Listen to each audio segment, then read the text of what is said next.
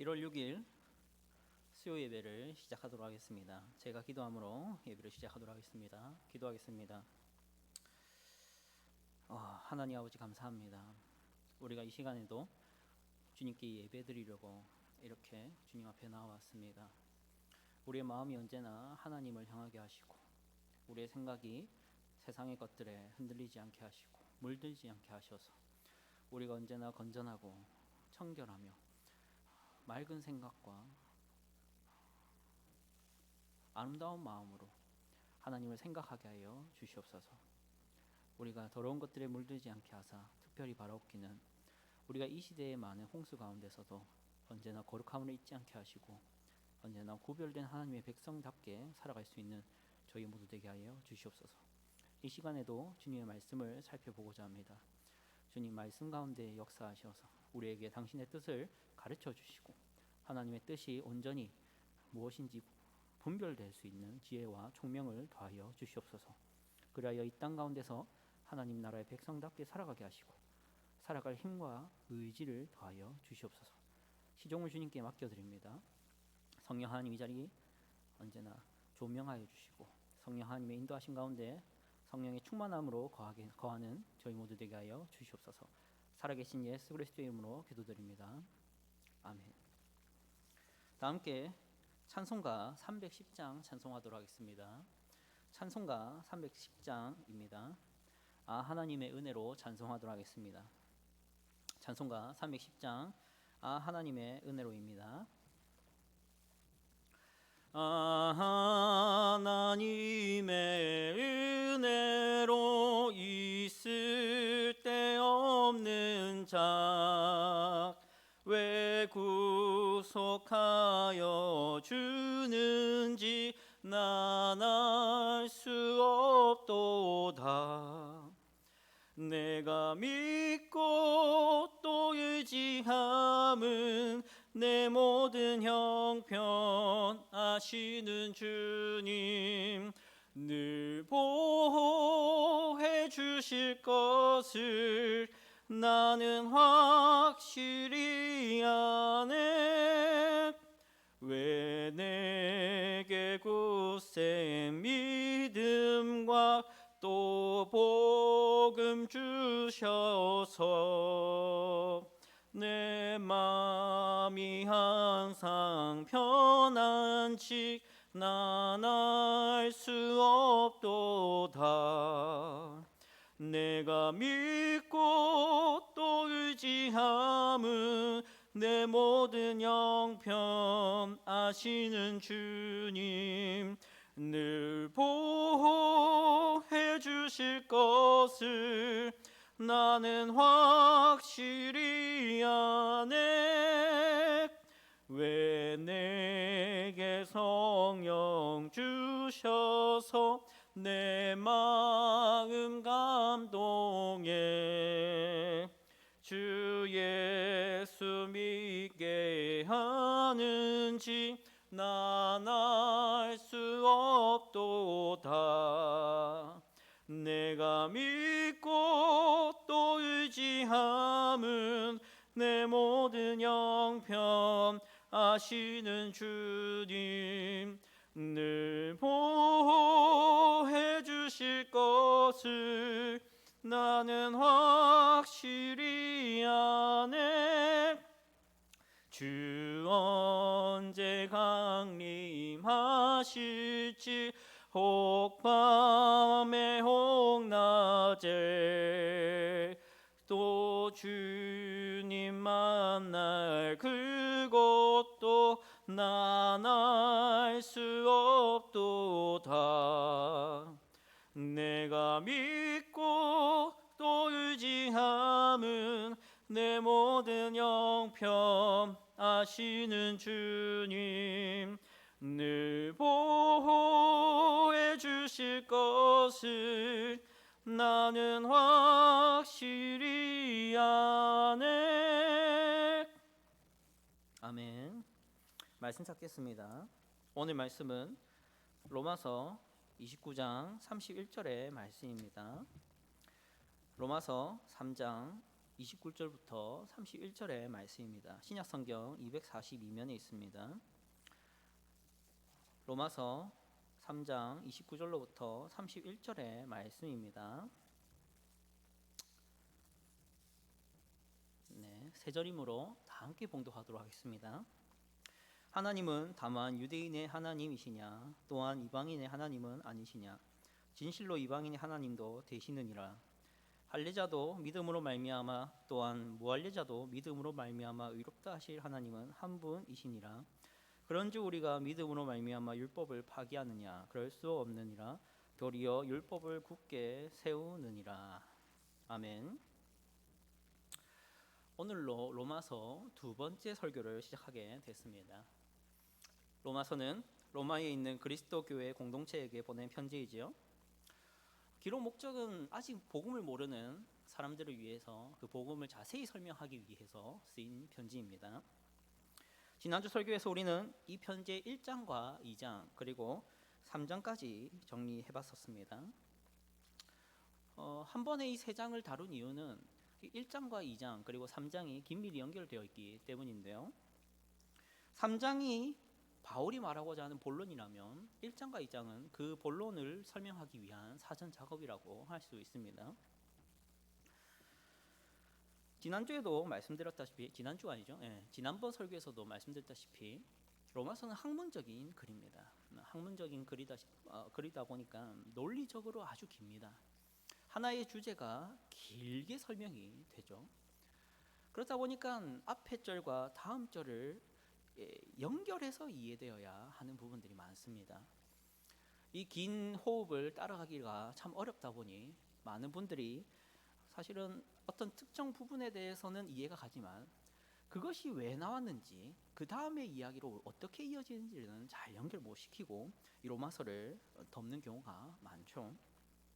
그래서 우리는 이 3장을 다룰 때 1, 2장과의 이런 맥락이 어떻게 연결되는지를 함께 보면서 지난번에 말씀을 나눴었습니다. 3장 28절까지 나눴었죠. 3장 28절까지에 그러면 어떠한 주제들이 나왔는지 간략하게 한번 되새겨보는 그런 시간을 잠시 가져보도록 하겠습니다. 1장과 2장에서 바울은 모든 사람이 죄인임을 증명했었습니다.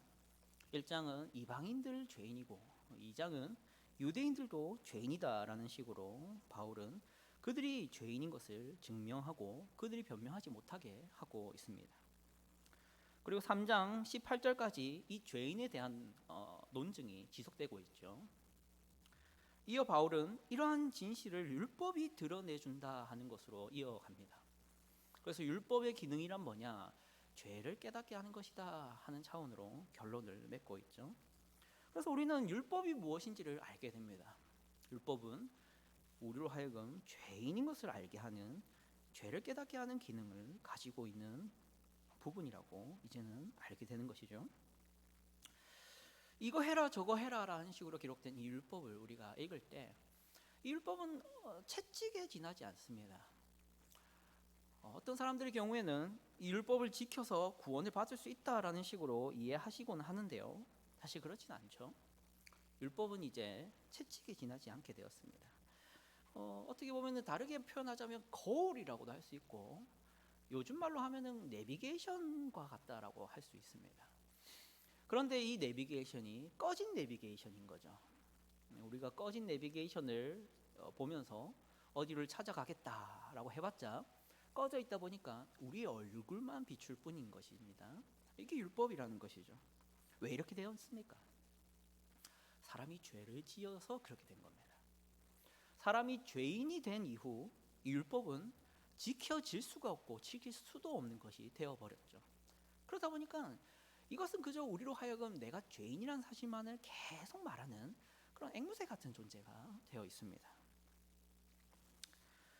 이런 절망 가운데서 바울은 희망을 얘기를 하죠. 21절이었습니다. 이제는 율법 외에 하나님의 한 의가 나타났으니, 하나님께서 율법 외에 한 의를 나타내셨다고 말합니다. 이 의가 뭡니까? 예수 그리스도로 말미암는 의죠. 율법이 아닌 예수를 믿는 믿음의 법으로 의롭다함을 얻는 길이 낫다는 사실을 바울은 비로소 얘기를 하고 있습니다. 여기까지가 로마서 3장 28절의 내용이었죠. 이것이 바울이 이해한 복음의 정수입니다. 그러면 사실 복음을 설명하고자 했던 바울의 이야기가 여기서 끝나야 맞습니다. 충분히 복음을 설명했기 때문이죠. 그러나 바울은 여기서 멈출 수가 없었던 것 같습니다. 바울은 이렇게 설명된 복음에 대해서 여러 가지 반발과 여러 가지 오해가 생길 것을 예상하고 있었습니다. 그래서 4장, 5장, 6장의 말씀이 나오는 것이죠. 4장, 5장, 6장, 7장까지가 이 복음에 대해서 사람들이 어떻게 반발심을 가지고 어떠한 불만을 가지게 될 것인가를 예상한 대답들입니다. 그래서 3장에서 8장으로 넘어가면 연결이 잘 됩니다. 그 전까지는 어떤 사람들의 불만에 대한 대답들이라고 할 수 있죠. 오늘은 3장의 남은 본문들을 살펴보고자 하는데요. 29절부터 31절입니다. 역시나 이 세 절의 말씀도 갑자기 나오는 것이 아닙니다. 맥락이 있고 연결되는 부분이 있죠. 앞서 살펴봤었는데요. 28절까지의 핵심 주장이 뭡니까? 물론 복음이죠. 물론 복음인데 그 복음이 뭐라고 구체적으로 설명했습니까? 율법의 행위가 아니라 믿음으로 말미암아 의롭게 된다는 그것이었습니다. 복음이란 그런 것이죠. 28절 보십시오. 그러므로 사람이 의롭다 하심을 얻는 것은 율법의 행위에 있지 않고 믿음으로 되는 줄 우리가 인정하노라. 여러분, 제가 머리를 잘랐죠. 네, 머리가 아주 이쁘게 잘렸습니다. 원래 월요일에 자르려고 했는데요. 오늘까지 참고 바로 이 설교를 하기 직전에 잘랐습니다. 여러분에게 이 싱싱한 죄송합니다. 새 머리를 보여드리고 싶어서 이렇게 자르고 여러분 앞에 이렇게 들고 나왔습니다. 들고 나왔다는 표현이 되나요? 들고 나왔습니다. 머리 자르니 훤칠하고 이쁘고 얼굴도 반쪽이 된 것처럼 아주 그렇게 잘생겨졌다. 이런 생각들이 드시지 않습니까? 제가 이렇게 말하면 어떤 분들은 커다란 반발과 반발심과 불만이 생길 수도 있겠습니다. 첫 번째는 이렇게 말할 수도 있겠죠. 이쁘지는 않은 것 같은데요, 전도사님. 꽤나 착각을 하셨네요. 이렇게 말씀하시는 분도 있을 수 있고, 또 어떤 분의 경우에는 얼굴이 홀쭉해진 건 아닌 것 같고, 뭐 오히려 더 커진 것 같은데요? 라고 말씀하실 분도 있으실 겁니다. 그렇게 말씀을 하실 분들이 있긴 한데 제가 그런 분들을 위해서 미리 말씀드리자면 변명입니다. 지금 화면빨이 제가 좀 안 봤습니다. 화면빨이 안 봤기 때문에 여러분이 실제로 보시면 이쁘거든요. 근데 지금 화면으로 보니까 안 예쁜 겁니다. 그리고 두 번째로 진짜 홀쭉해졌습니다. 지금 여러분들이 와이드 스크린으로 보지 않습니까? 16대 9의 비율의 모니터로 보고 있는데요. 그러니까 이게 얼굴이 이렇게 옆으로 늘어나 보이는 거지. 실제로는 얼굴이 홀쭉하게 보입니다. 이 귀한 설교 시간에 제가 이런 쓸데없는 이야기를 하는 데는 이유가 있습니다. 머리를 잘라 예뻐지고 홀쭉해졌다는 제 주장에 대해서 여러분이 두 가지의 반발을 할 수 있었다는 것이죠. 그것을 제가 미리 짐작하고 대답을 드렸습니다. 예뻐진 것은 화면빨 때문에 안 그래 보일 뿐 실제로는 이쁘다라는 식으로 대답을 드렸고요. 또 홀쭉해졌다라는 제 주장에 대해서 아닌 것 같은데요 하는 주장에 대해서 또한 미리 대답을 드렸습니다. 와이드 스크린이라 그렇습니다 라는 식으로요. 제가 이렇게 미리 대답드리고 미리 짐작하고 이렇게 말하는 이것이 지금 바울이 하고 있는 그대로의 행동입니다. 바울은 지금 자신이 한 말에 대해서 두 가지의 비판이 있을 줄로 짐작을 했던 것 같습니다. 그래서 바울은 미리 그것을 대답하고 있는 것이죠. 그게 29절로부터 31절의 말씀입니다. 첫째 대답이 29절과 30절이고 둘째 대답이 31절인 것이죠. 우리가 시간상 이걸 둘 다 다룰 수는 없고요. 오늘은 29절과 30절의 말씀만을 살펴보고자 합니다. 29절과 30절 한번 보십시오. 하나님은 다만 유대인의 하나님이시냐 또한 이방인의 하나님은 아니시냐 진실로 이방인의 하나님도 되시느니라. 할례자도 믿음으로 말미암아 또한 무할례자도 믿음으로 말미암아 의롭다 하실 하나님은 한 분이시니라. 아멘. 29절은 하나님은 유대인뿐만 아니라 이방인의 하나님도 되신다는 겁니다. 이것은 단순히 유일신론을 말하는 것이 아닙니다. 온 우주의 신은 오직 하나님 한 분이라는 사실은 당연한 성경의 기초죠. 바울의 말의 의미는 하나님이 유대인의 하나님으로만 있는 게 아니라는 겁니다. 이방인의 하나님도 동일하게 되신다는 이야기죠. 인종과 문화의 차이에 따라서 하나님이 되기도 하고 안 되기도 하고 이런 게 아니라는 겁니다. 상관없이 모든 인류의 하나님이시라는 이야기죠. 바울이 이러한 이야기를 해야 하는 이유가 무엇입니까? 유대인들이 불만을 가질 걸 뻔히 알고 있었던 것이죠. 유대인들은 오래전부터 우리 하나님이 우리의 하나님이다라는 선민사상을 가지고 있었습니다. 그 근거가 무엇입니까? 자기들은 율법을 가지고 있었거든요.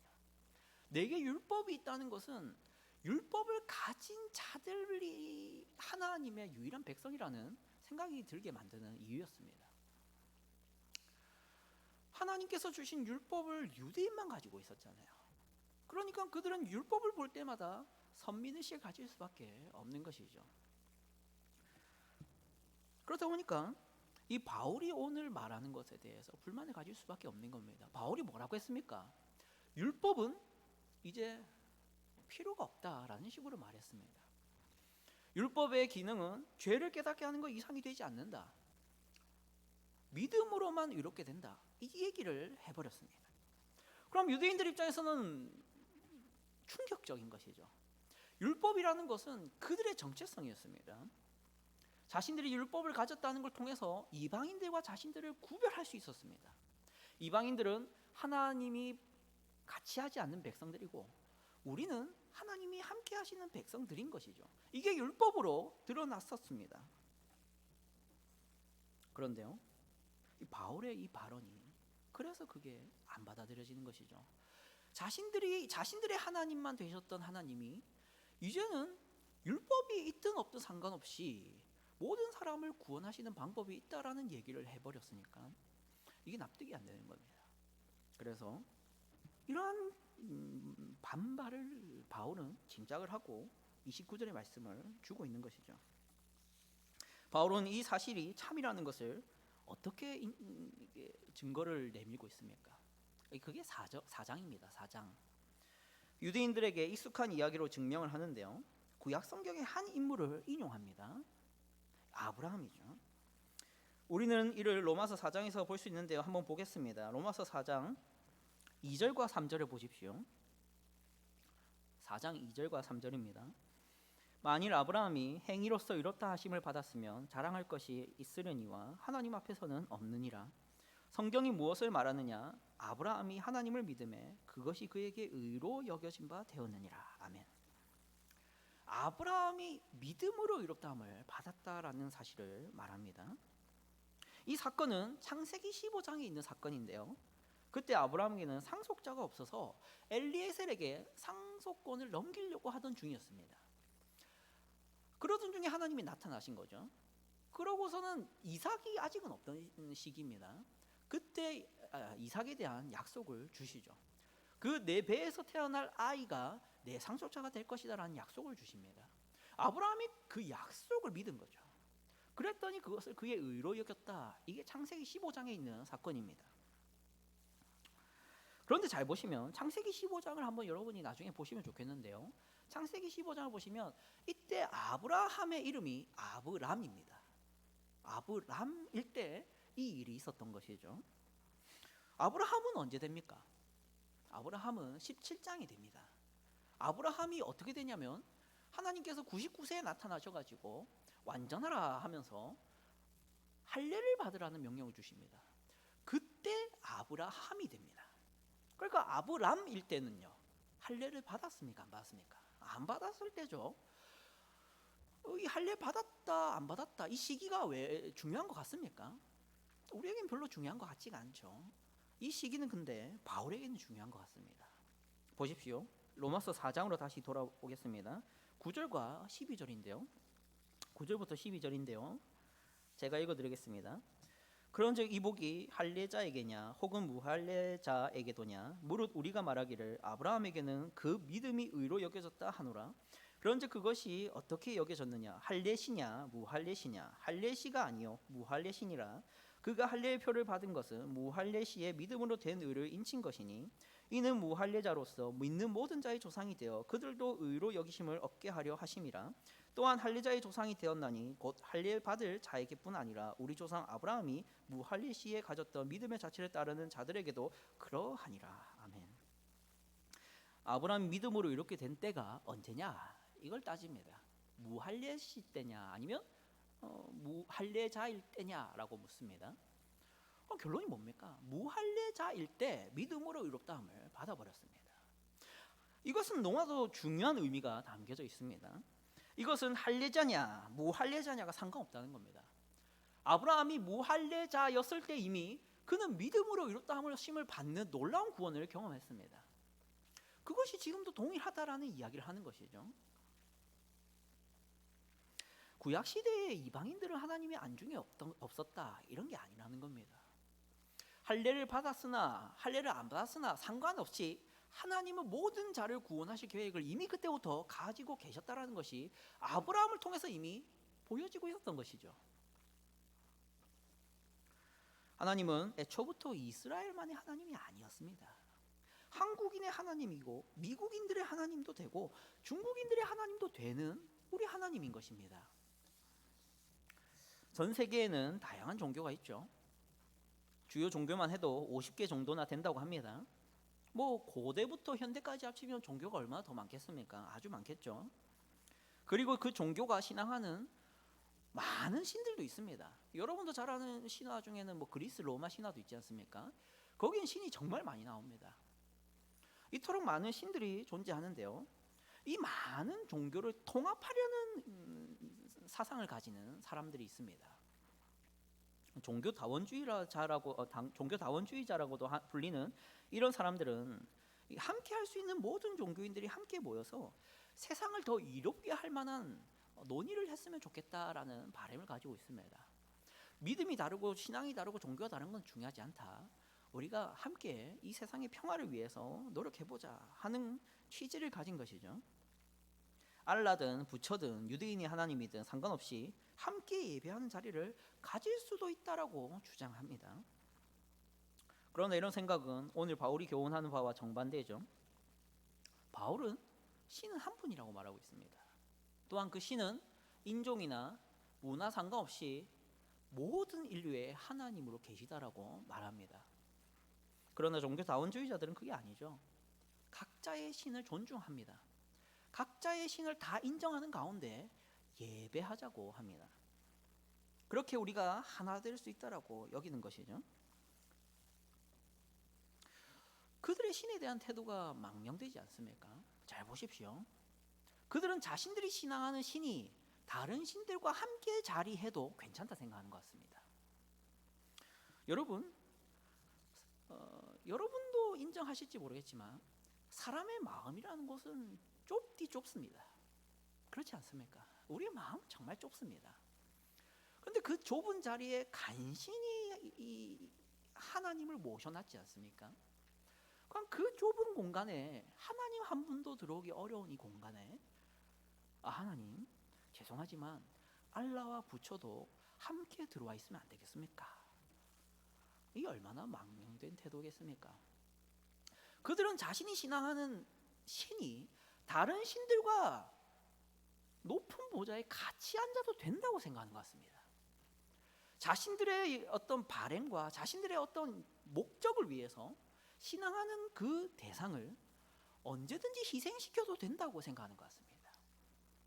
이런 종교다원주의자들의 이런 사상이 어떻게 이게 바른 의미에서 신앙이라고 할 만하겠습니까? 그렇지가 않죠. 하나님에 대한 이런 망령된 시각을 조장하는 종교다원주의 사상을 적극적으로 전파하고 있는 단체는 WCC가 대표적으로 존재합니다. 세계교회 협의회라고도 불리는 단체죠. 20세기 초반에 만들어졌는데요. 이곳에는 장로교, 감리교, 침례교, 성결교, 순복음 구분 없이 모두가 속해 있습니다. 역사적으로는 우리 한국에서는 이제 장로교 안에서 합동 측과 통합 측이 이 WCC에 가입할 거냐 아니냐로 분리된 역사가 있습니다. WCC는 종교다원주의 사상의 전파자이기 이전에 그들 자체가 반교파주의 단체이기도 합니다. 그들은요 종교 통합을 목표하고 있지만 이미 그들 스스로는 이런 반교파주의를 타파한 정체성을 가지고 있다는 것이죠. 모든 교파가 화합하고 하나 되는 것이 옳다고 생각합니다. 이렇게 하나 된 교회가 세계 종교의 리더가 되어서 이 모든 종교의 통합을 이끌 수 있다라고 꿈꿉니다. 그렇게 해서 어떻게 하자는 겁니까? 온 세계의 평화와 종교적 평화와 정치적 평화를 이룩하자라는 아주 선한 그런 의지를 가지고 있습니다. 그들은 왜 이런 생각을 했을까요? 그들의 표면적인 이유는 이겁니다.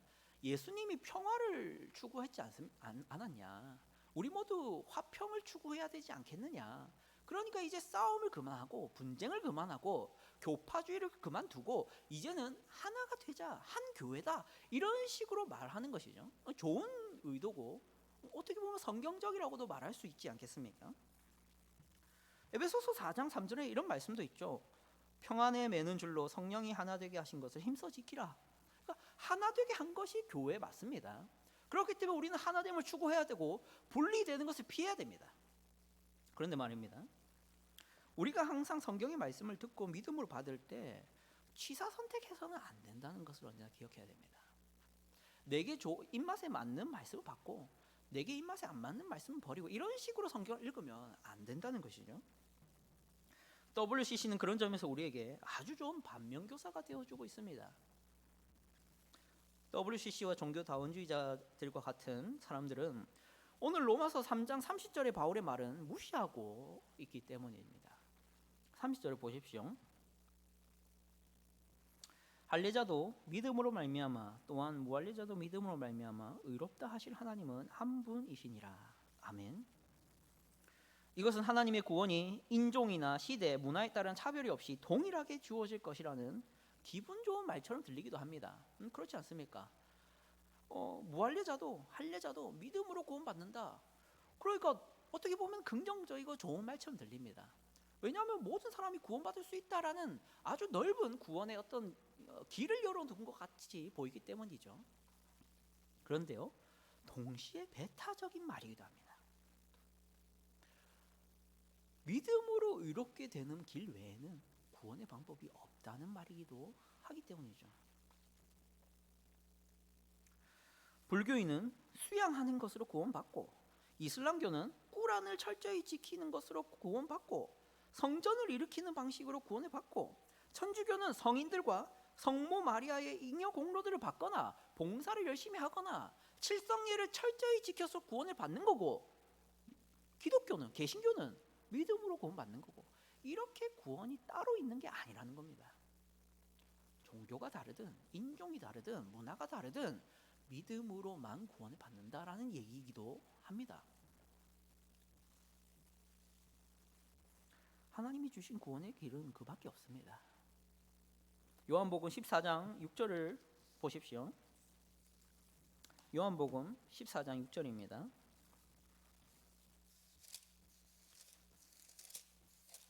요한복음 14장 6절입니다. 함께 읽겠습니다. 예수께서 이르시되 내가 곧 길이요 진리요 생명이니 나로 말미암지 않고는 아버지께로 올 자가 없느니라. 아멘.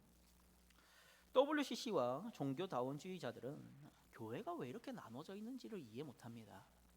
그들은 교파가 왜 있고 교단이 왜 나눠져 있는지를 동의하지 못합니다. 그것이 좋은 것이라고 생각도 안 되고 그것이 아주 안 좋은 것이라고 생각만 합니다. 그렇기 때문에 그들과 같은 길을 가지 않는 그런 교회들과 교파주의자들을 바라보면서 그들을 반평화주의, 폭력주의자들이라고 지칭하기도 합니다. 왜냐하면 교파를 따지는 것은 분란을 일으키는 것 같고 소동을 일으키는 것 같기 때문이죠. 그러나 그것은 무식한 소리입니다. 온 우주를 만든 하나님이 유일한 하나님이시라면 그분이 내신 구원 방법도 하나입니다. 이슬람의 하나님도 천주교의 하나님도 유대교의 하나님도 같은 한 하나님이라면 그분이 요구하는 의로움이라는 것도 동일한 겁니다. 그러면 의롭게 되는 방법도 동일해야겠죠. 이 부분을 제외시켜 놓고 그냥 우리가 신을 바라보는 사람이면, 구원을 추구하는 사람이면 똑같은 종교인이니까 다른 건 일치하지 않는다 하더라도 우리 함께 할 수 있지 않을까, 이러는 것은 하나님의 뜻을 무시하는 처사에 지나지 않습니다. 우리는 이 문제를 거시적으로만 적용해 볼 것이 아니라 우리와 각 개인에게도 적용해 봤으면 좋겠습니다. 교회는 분명 그리스도의 몸이며 하나여야 하는 것이 맞습니다. 그런데 그러려면 무늬만 하나여서는 안 되지 않겠습니까? 하나님이라는 명칭만 통일하고 믿음이라는 단어만 사용하자고 합의를 보면 교회가 되는 것입니까? 아니죠. 우리는 같은 믿음의 내용도 있어야 됩니다. 그리고 동일한 믿음의 기준도 있어야 됩니다. 귀신도 지니는 믿음 정도로 교회의 회원이라고 여기면 안 되는 것이고, 율법적인 구원관을 가진 사람을 형제와 자매라고 칭해서는 안 되는 것입니다. 예수 그리스도가 하신 일이 뭔지도 모르고 예수 그리스도를 믿는 믿음이라는 것이 얼마나 놀라운 것인지 동의하지도 않는 사람을 한 몸이요 한 지체라고 대충 넘겨짚으면 안 되는 것입니다. 네, 이것이 정없고 사랑 없는 것처럼 보인다는 것 저도 잘 압니다. 그러나 그리스도의 몸인 교회에 대한 사랑이 먼저야 하는 거 아닙니까? 요즘 한국교회를 바라보면 그리스도와 하나님에 대한 사랑보다 사람을 더 사랑하는 것 같다는 생각이 너무나도 많이 듭니다. 어느 날 율법에 능통했던 서기관 중 한 사람이 예수님께 찾아와서 물어보고 싶었던 것이 있었던 것 같습니다. 그 사람은 예수님께 어떤 계명이 제일 먼저입니까? 라고 물었습니다. 어떤 계명이 제일 큽니까? 라고 물었습니다. 아마도 자신이 율법을 지키고 계명을 지키고 있는데 못 지키는 것도 있었겠죠. 그렇다 보니까 내가 지키고 있는 것이 큰 계명인지 중요한 계명인지, 아니면 내가 지키고 있는 것이 별로 중요하지 않았던 계명은 아닌지 걱정이 됐을 수도 있습니다. 우리도 그렇잖아요. 내가 지키고 있는 게 있지만 못 지키고 있는 것도 있습니다.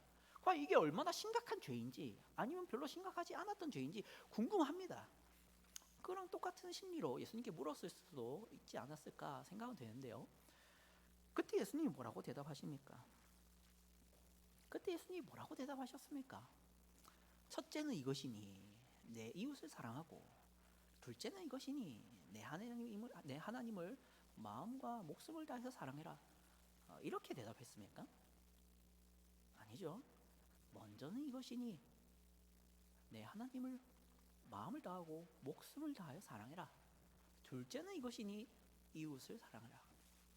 여러분, 우리는 이 순서가 중요하다는 것을 잊지 않아야 됩니다.